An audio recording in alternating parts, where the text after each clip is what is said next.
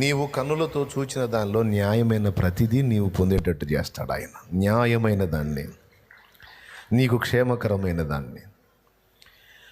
నువ్వు చూస్తే తప్పు, సమయం వచ్చినప్పుడు దేవుడే చూడు అంటాడు. నీవు చూచున్నదంతయు నీకు ఇచ్చేదను అంటాడు. అటు చూడు అంటాడు, కనులెత్తి చూడు అంటాడు, ఇటు చూడు అంటాడు. చూడటమే, ఆయన చెప్పినప్పుడు చూడు, అంతే. అన్నీ చేస్తాడు ఆయన. ఇప్పుడు చెప్పండి, మన ఆశ తీర్చడు? మనం చూసింది న్యాయమైందైతే మనకివ్వడు? మనల్ని హెచ్చించడు? ఆయన చిత్తం. నువ్వైతే ఎలా ఉండాలి, నేనైతే ఎలా ఉండాలి? నీ దయ తండ్రి. ఎంతటి వాడినా నీ కృప. నేను హెచ్చింపబడకపోయినా పర్లేదులేయా, నాకెందుకు హెచ్చింపులు? హెచ్చింపబడటానికి యోగ్యుడివి. స్తుతి, మహిమ, ఘనత, ప్రభావం పొందడానికి 100% నువ్వు అర్హుడివి తండ్రి. సౌలు స్తుతి నాకు అన్నాడు. నాకు 1000 కొలది పాడి, దావీదుకు 10,000 కొలది పాడిరే. రాజ్యమును తప్ప నా యొద్ద నుండి ఏం తీసుకొనగలడు అన్నాడా సౌలు? స్తుతులు పాడించుకున్నాడు. స్తుతి ఎవరికి? సౌలు పాడించుకున్నందుకు తనులు తిన్నాడు. స్తుతి ఆయనకి, ఘనత, మహిమ, ప్రభావాలు ఆయనకి. మన ప్రభు హెచ్చింపబడితే మనం హెచ్చింపబడ్డట్టు కాదా? మన యేసయ్య నామం మహింపరచబడితే అది మన మహిమ కాదా? ఆయన కొనియాడబడితే అంతకు మించిన ఆనందం మనకే ఉంది. యథార్థ హృదయంతో మనం అలా వెతికినప్పుడు ఆయన అంతకంటే ఎక్కువగా మనల్ని పైకెత్తుకోవాలని ఆశిస్తాడు. ఇంకా చెప్పాలంటే తన్ను తాను మరుగు చేసి తనను ప్రేమించే భక్తుల్ని ఎత్తిపట్టాడండి దేవుడు. సముద్రాన్ని పాయలు చేసింది ఎవరు? ఎవరు? మోషే అన్నారు. దేవుడు అండి చేసింది, మోషే కాదు. కానీ దేవుడు కనపడలా, మోషే కనపడ్డాడు. ఆ ఘనత మోషేకి ఇచ్చాడు. అట్లా అద్భుతాలు చేసి మరీ భక్తుల్ని ఎత్తుకున్నాడు ఆయన. అర్థమైతే ప్రార్థన చేయి. నాకేం అవసరమో అది నువ్వు మాట్లాడావు, థ్యాంక్ యూ అని కృతజ్ఞతలు చెప్పి పైకి లేచి నిలబడు.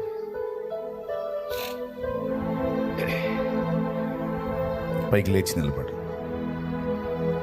తమ్ముడా, అధైర్యపడొద్దు, నిరాశపడొద్దు, కృంగిపోవద్దు. తగిన సమయం ముందు ఆయన మిమ్మల్ని హెచ్చించినట్లు ఆయన బలీయమైన చేతి కింద దీన మనస్కులై ఉండండి అన్నాడు. తప్పకుండా ఆయన కార్యాన్ని నేను చూస్తాను. ఆయన హత్తుకో, దీన మనస్సు కలిగి దేవుని కింద ఉంటూ నేర్చుకో.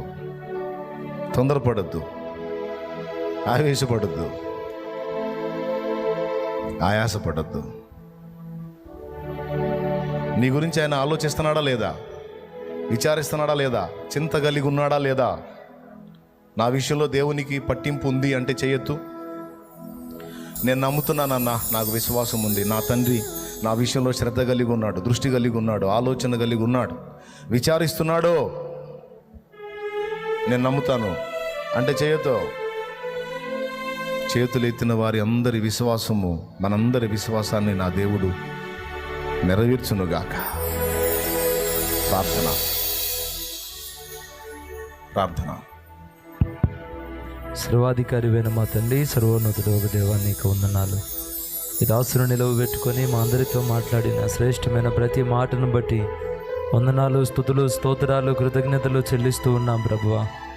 మా జీవితాల్లోనైనా నీ సమయానికి ముందుగా మేము హెచ్చించబడాలని, ఇతర విషయాలు పొందుకోవాలని ఆశించకుండా తగిన సమయంలో నీవు హెచ్చిస్తావని గుర్తించిన ప్రభువా, దీన మనసు కలిగి నీ రెక్కల క్రింద ఉండడానికి సహాయం దయచేయండి. నేత్రాస, శరీరాస, జీవపు డంబాలు మాలో నుంచి తొలగించు ప్రభువా. నీవు ఏ సమయాల్లో మాకు ఇవ్వదలిచావో ఆ సమయాల్లో దీనులమై పొందుకోవడానికి సహాయాన్ని దయచేయండి ప్రభువా.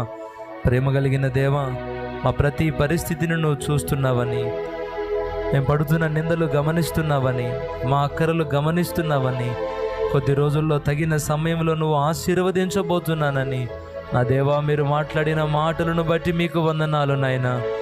మమ్మలను ప్రేమించి మమ్మలను గణపరచాలని ఆశించే దేవా, అనుక్షణం అనుదినం నిన్ను సంతోషపెట్టాలని, నిన్ను గణపరచాలని ఆశతో ప్రతి విషయంలో నిన్ను మహిమపరిచే జీవితం మా అందరికీ దయచేయండి అయ్యా.